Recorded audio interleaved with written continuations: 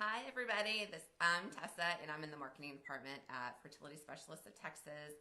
We are so excited to be with one of our fabulous FST, I call her FST Miracle Mom, Brie Dance.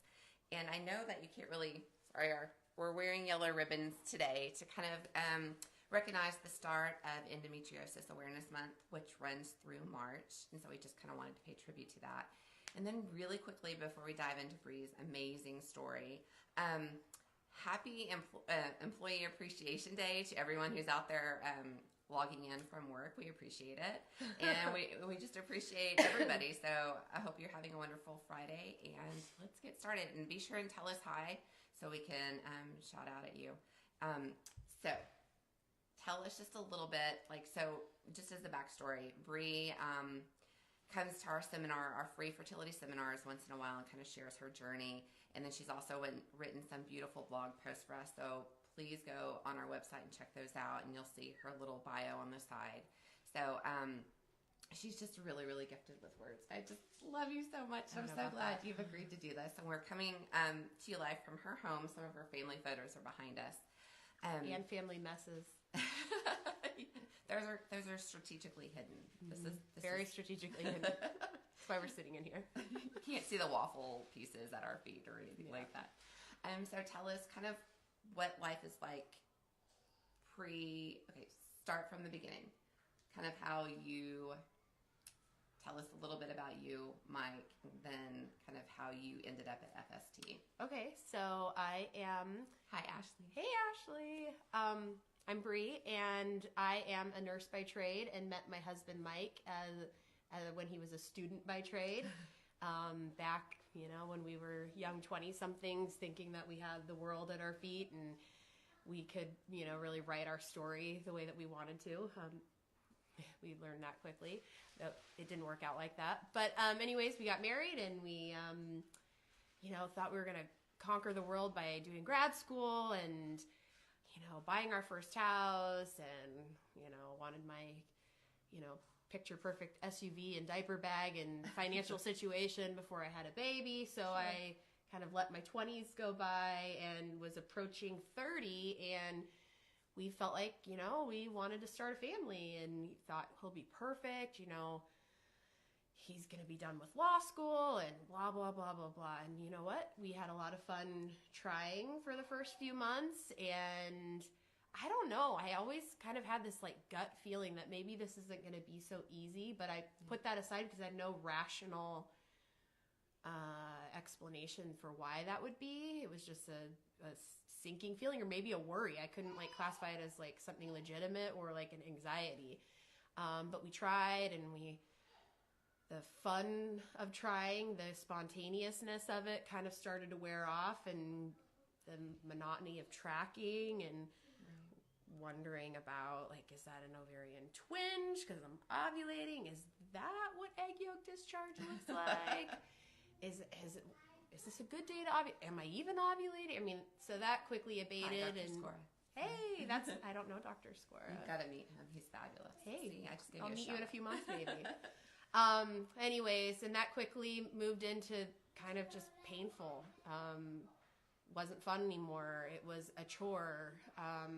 And after about 9 months, it was time for my well visit, and I went and talked to my OB, and he was like, you're good. You're normal weight. I see some follicular activity in your ovaries. So come talk to me when it's been 18 months. And I was like, 18 months? I don't have time for 18 months. So I lasted about 3 more months of trying, because the intimacy department was really taking a dive. I mean, Sure.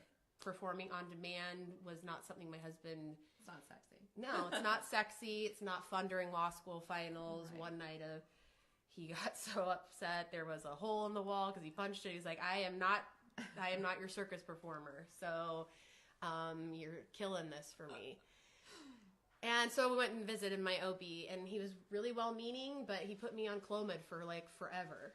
I mean, months and months of failed Clomid, and all we did was up my Clomid every time and did another ultrasound. And after 6 months of Clomid, he was like, well, go do 6 more months of this at home and call me when you're pregnant. And I was like, I'm done. I mean, I'm just I'm heartbroken. I started retreating. I'm again a nurse, and when you're a nurse, you work with a lot of childbearing aged women, and I just started going into a dark place. And after I took myself off the Clomid at one point, I think it was after month 9 on Clomid, and stopped really hanging out with people after work. At one point, I have 3 sisters-in-law and 1 sister, and I guess if they're watching, they are hearing this.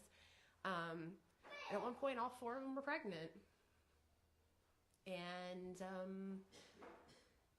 I had 11 other friends that were pregnant, and I remember that all really vividly. And I would lay in the fetal position in my bed at night and just cry. And I remember at one point thinking, like, I don't even really know if I want to be married anymore, because being married reminds me of wanting to have a baby, and looking at him is reminding me of not being able to do that, and having intercourse is just a big slap in the face that I can't get pregnant by doing something that should be so natural. Right. And it just got really bad for a while. I mean, really bad. Really, the weight of empty arms. I can tell you now, and maybe we'll get to that in this, but I've felt loss, and I felt the weight of empty arms, and I think empty arms is just as hard as loss. Yeah. I mean, that's what it is. It's a different kind of loss. It's a loss of dreams, and like we stopped going home for Christmas because I didn't want to see my nieces and nephews. I mean, not because I didn't think they were adorable, cute kids that, have all this worth in the world and wonderful parents, but because I couldn't have it. And call that jealousy, call that coveting, whatever you want to call it. But when your heart's broken and your table is empty, and all you want is to nuzzle a human life that you've been part of creating or carrying. I know, it's like if you haven't been there, you almost can't explain this innate desire. It's palpable. It's part of your DNA. Yeah, I mean, absolutely. something that we just like animals we're wired to do as human beings, and to connect and to create life. I think it's one of the meanest tricks that can be played on a human is to not be able to create life when it's works so naturally for, about 85-90% of the population. And, all of these worthless parents, that just, they keep, it seems like anyways, we won't go into all of that, but it was an ugly time. And my little sister got pregnant, and that was really I remember telling her when she called me, I even remember her Facebook post, the way she announced it was roses are red, violets are blue, someone's expecting, can you guess who? And she called me what felt like 30 seconds before she hit the Facebook post button to tell me she was pregnant. And you know what? Looking back 6 years ago, I wish I would have put my own heartbreak aside to give her the joy that, I know that she mourned she didn't get from me, because that hurt her. But I couldn't see past my own hurt. And I remember telling her, don't expect me to throw you a baby shower. And I mean, and I told her I needed some space. And I retreated into spending money on credit cards and, just kind of fill the void. Like, if I can't have a baby, then I'm going to have a Louis Vuitton. If I can't have a baby, then I'm going to go buy a new Potter Barn couch. And we were law students. I could not have those things. So I had a really wonderful mom who we were living just outside of Memphis, Tennessee at the time. And they did not have a Dr. Goldstein there. Just so you know, if you live there, you should come here. In fact, I've had some friends come here from there. And my mom said, hey, I've got a girl that I know that she's looking for a fertility doctor. Why don't, you look at coming to see somebody? I was like, nope, not doing it. We're going to table this discussion. Not interested in being an IVF mom. Not interested in doing anything more. I'm just sorry. But it planted a seed, I guess. And I remember I was working a shift, probably shouldn't admit this online because I was working a shift and on the internet, and they're pretty strict about that. And I was Googling, and I just put IVF Dallas. And in 2012, you guys weren't the first hit that came up. I don't Google you guys anymore. I just call you. Right. But I bypassed the first couple of hits and I clicked on your website, and I can't describe it other than I just was like, oh, that looks nice. That feels good. And I was like, but I bet, I'm just going to hit the contact me button, and I don't think anybody's going to they'll probably email me in a couple weeks or something. Mm-hmm. And no, they called me in like 15 minutes. And I was like, but I'm going to play hard to get with my appointment availability. And I mean, I did travel for the appointment, and I was only going to have one day at one time to be available, and they were available. And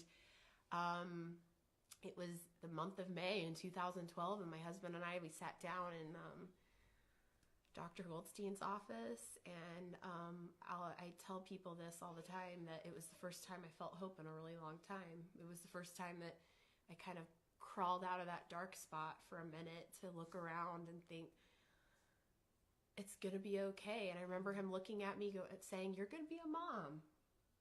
We're going to get you a baby. You will be a mom. You're going to have a baby.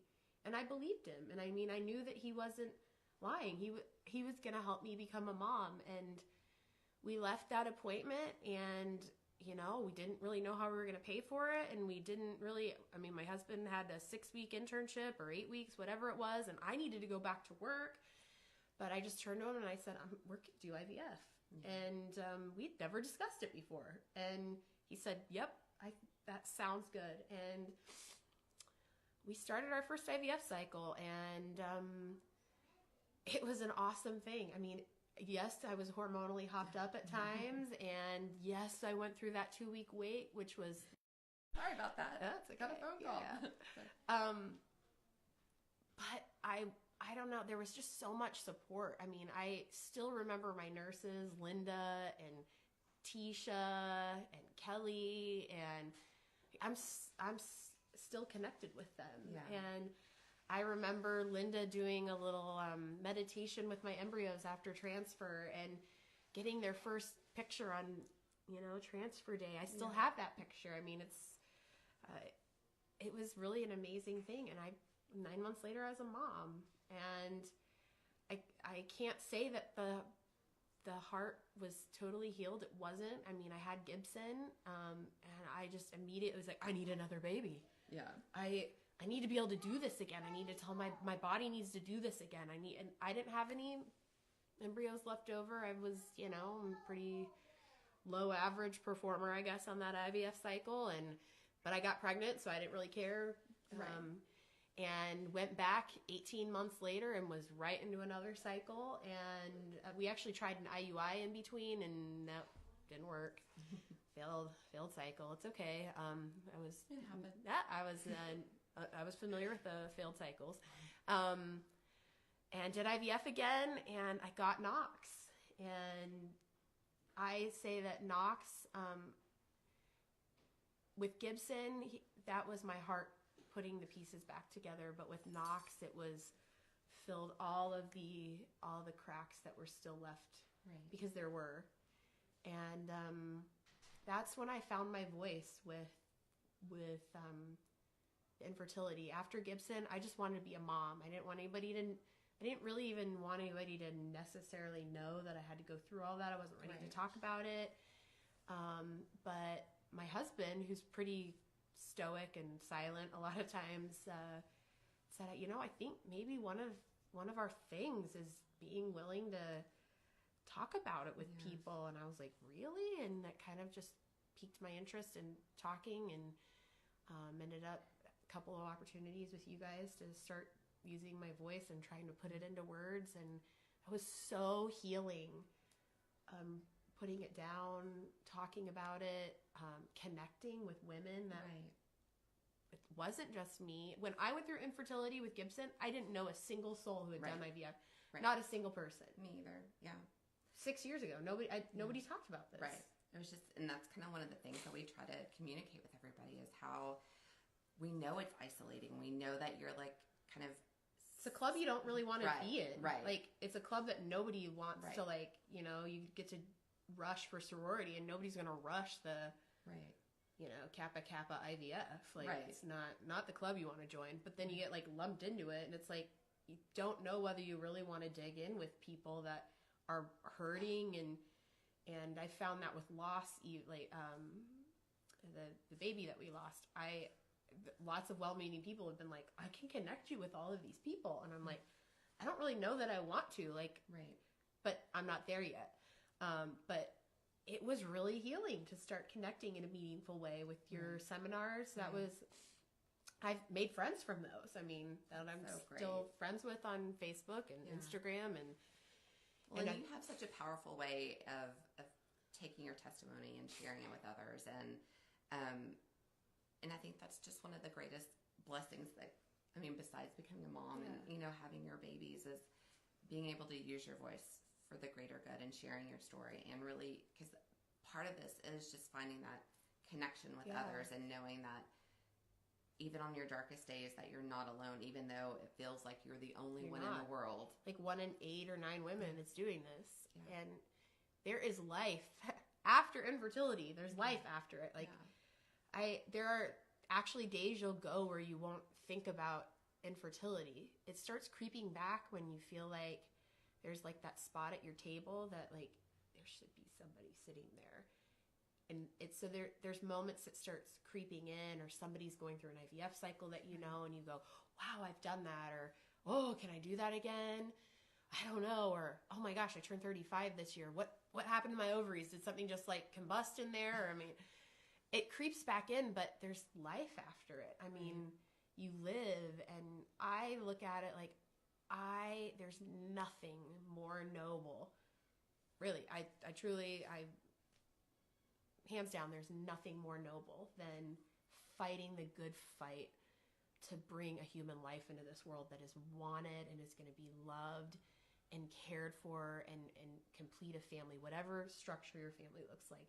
There's nothing more noble than that, than fight. And I look at my babies and I go, I fought the good fight for you. And I would have given up anything. And I remember, you know, just pleading and thinking I'd give my life to hold that baby for just 1 second. And I meant it, and I mean it now. I mean,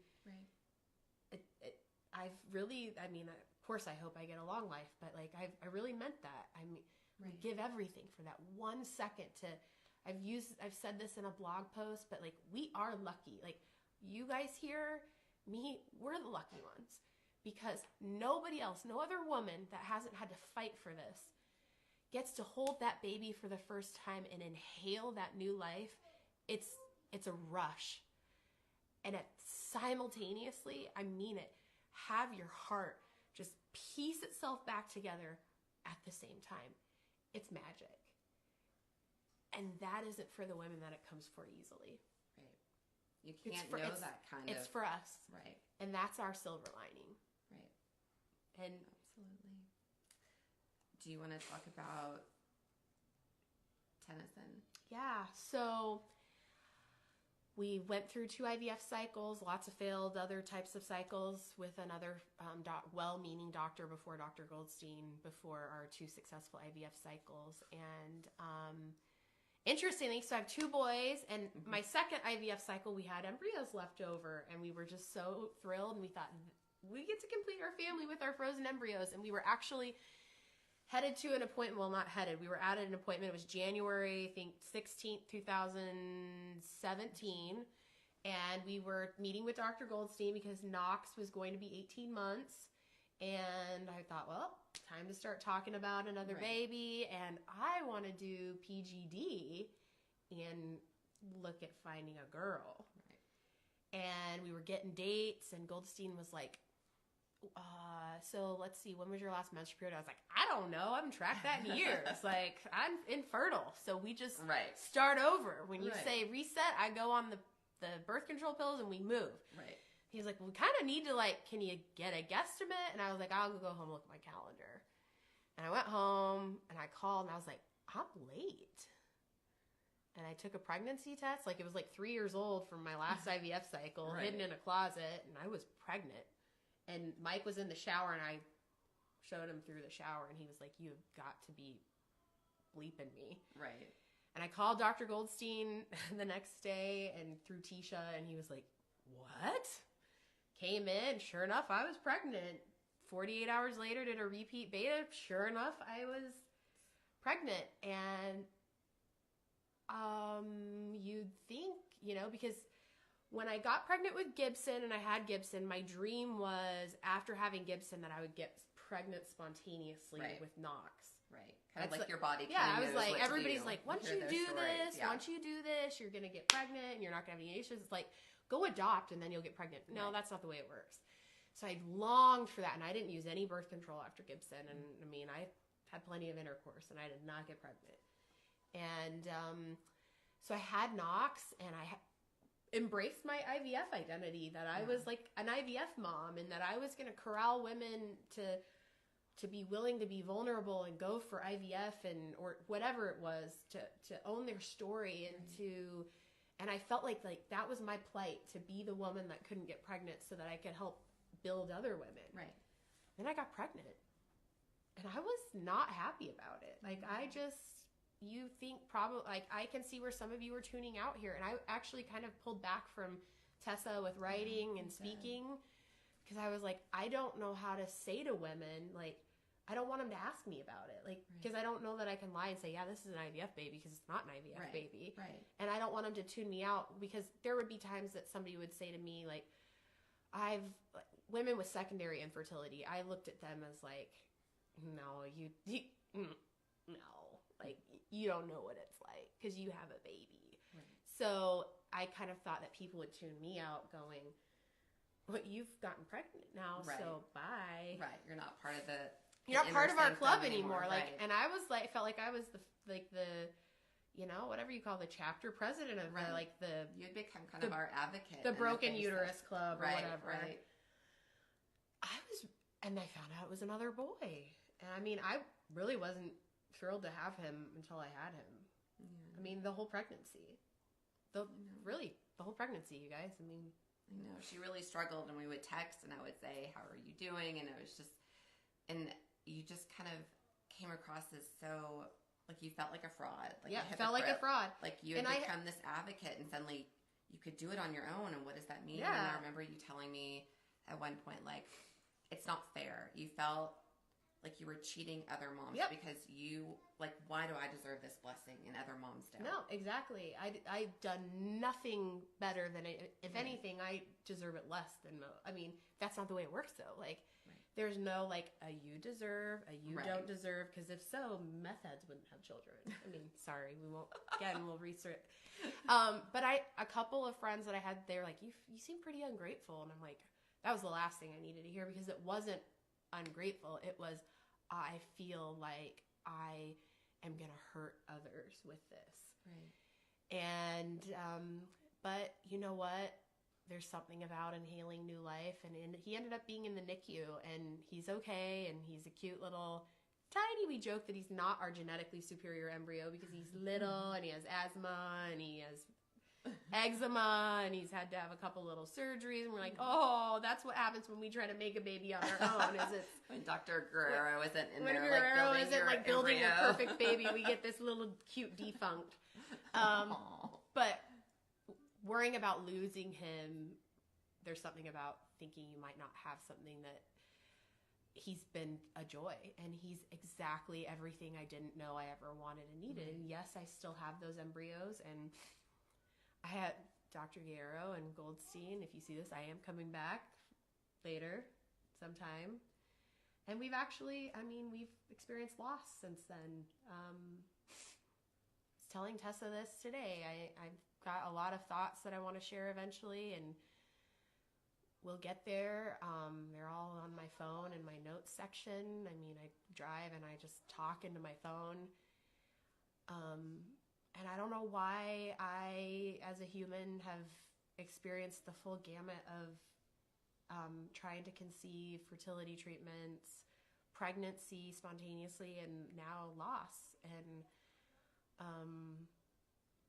I don't know. I hope there's something to come of that. Like, I hope there's a story about connection and relating to women that have experienced loss, and then learning to be brave again after you've gone through loss, and being brave enough to try and put yourself in front of, a cycle and stare it head on and go, okay, am I brave enough to like go through what's uncertain? There's a lot of statistical probability this is going to work, but I don't get a promise. I don't have a stamp of a guarantee to, am I willing to look at pregnancy in the face again and be brave enough to, I don't know how I go through that again and try to like make it past each of these milestones. And I know that there's something there because women do it, and maybe, and that for me is going to be a story that I'll share when we get to that point. But it's been the thrill of a lifetime connecting with women, and the thrill of a lifetime in becoming a mom and experiencing heartbreak. And what's up? I thought one of the littles was going to come say they might. I think they're wearing clothes now. But it's been pretty amazing. You become a better person through it if you let it, because it can really mold and shift you into a human being that has more empathy and realizes what's hard, and what you don't ever want to grade anybody else's hard, but like silly things that used to happen at work, I don't worry about those anymore. I let some of that stuff go. I see the world through different lenses now, and I look at life as so much more valuable, and relationships, and so it's, anyways. And if it ever helps somebody get, whether it's fertility, hopefully it's Fertility Specialists of Texas, but be brave enough to go, I need help, then it's all worth it. Like, absolutely, the tears are worth it, the years of heartache, the months of failed treatment cycles, that's all worth it if it gets another mom, if it gets another woman to title mom. Yeah, absolutely. And that's kind of one of the things that we've talked about before, is taking that leap, because it's almost like, I remember going through it myself, and Chris and I had been struggling for 3 years, and we were like, okay, this isn't working. And I had those really, really dark days, and I'm like, I'm not coming up from the depths of this despair, and I'm going to lose my marriage. And you know what? I don't care, because I can't be a mom, and that's what I was put on this planet to do. But kind of taking that leap from taking it out of the bedroom and realizing I have to see a specialist, like taking that step, it's like almost admitting failure. Like, you throw your hands up and like I can't do it. We can't do this in Mexico on our anniversary trip, or absolutely. And so that's a huge, huge step. And Brie and I, whenever we're chatting together, I always like to just let everybody know that if you ever want to talk to me about my journey, if you ever want to talk to Brie, just know that, just contact me. I'll put my contact info in the in the comment section, because we know what it's like to cross that boundary, to take that leap, because it is intimidating. It's terrifying and scary, and you think, oh my gosh, I'm going to walk in and they're going to judge me and think, oh, she doesn't look like she deserves to be a mom, so she's not going to get top treatment, or I'm not going to be able to afford it, or whatever. You just feel so broken that you can't take another step. Yeah. And it doesn't have to be that way. No, it doesn't. And it's not that way. Once you make the call and you have that appointment, I kid you not, that walk down to Goldstein's office, the pictures of the babies on the wall and the embryos on the other side, I mean, it was hope. It was instant. And it was instant. And there was genuine care and concern from every single person. The girl that drew my labs, there's been a few of them. Had a lot of labs. I've had lots of labs, lots of shots, lots of labs, lots of sonos. I mean, to the docs doing sonos, if Goldstein wasn't there, I mean, and I find that like such an incredible story for my kids. And I love the Facebook memories that pop up each year where different points of cycles, and I can show, Gibson, this was you when you were 5 days old, or wow, my ovaries were rock stars. They did a lot of great work, or I can't believe I did all those injections. And it makes me, I'm proud. It's a badge of honor. It's a total badge of honor. It's a total badge of honor, and own it. And saying, admitting or to yourself that maybe you need help can be the most liberating, absolutely, self-validating thing you can ever do. And there's nothing wrong with needing help. Right. It's just kind of getting to that point, because sometimes you have to sit with your truth for a while and be okay with that, and then make that choice. I was an editor for a magazine at one time when we were going through infertility, and I've said this before, but I wrote an article, a personal story about what we were going through, and it's like, if it takes two to tango, how many does it take to make a baby? And you know, in your story, it's like you can't even count that. You can't even count that high, probably. You think of all the pharmacists and the people that check you in, and like 10, 12, right? Like all of these people, but it matters and it makes a difference because you have 3 beautiful little humans running around, and totally. And how many are waiting? And we have 2 left. Awesome, 2 left. So, and they hit their 5-year mark this year in November. So I'm coming for them before they get moved because they're not leaving Hotel FST. That's right. That's right. So we'll share some of that story when I'm ready. Yeah. Yeah, but I'm pretty committed to being authentic and vulnerable with that because, you know, and it's totally fine to guard things. Like you've got to be able to sit with it yourself. Like I'm not just anybody wherever you're at on your journey, but I think there's a lot of value in kind of going through seeing what it's like through the live, like start to finish. So I'm pretty committed to. I have to get there though. Yeah. I'm giving myself like maybe June. All right. So, well, I just want to thank you again for sharing your story as always. And if anyone has any questions for Brie, feel free to comment. Kaylee says you rock, which you do. Kaylee, You're amazing. She's a Goldstein patient. Aww. She's my friend. Well, she's got a lot of embryos. Lots. People will be like, so does she have extra? No, I don't know how many. I don't think a uterus can go that many times around. Well, hi, Kaylee. Hi, Ashley. Oh, Whitney. Hi, she was Whitney. one of my very first Goldstein friends. That's awesome. She's got cute twin girls. Aww. Yeah. How old? 5, sorry. They're almost 5, right, Whitney? 4 or 5. I don't know. With my phone getting all like phone messages, I think we're just now seeing comments. Oh yeah, almost 5. Yep. Awesome. Yep. We are gonna let you guys go, and we'll come back in June. And and maybe see you at a Tuesday night, evening, one of these weeks, months. Absolutely. Well, thank you guys, and we appreciate it. And remember, again, March is Endometriosis Awareness Month, and if you have any questions, please reach out to Fertility Specialists of Texas, and we can definitely help you kind of address those concerns. And check out our website for free fertility seminars. We host them every month.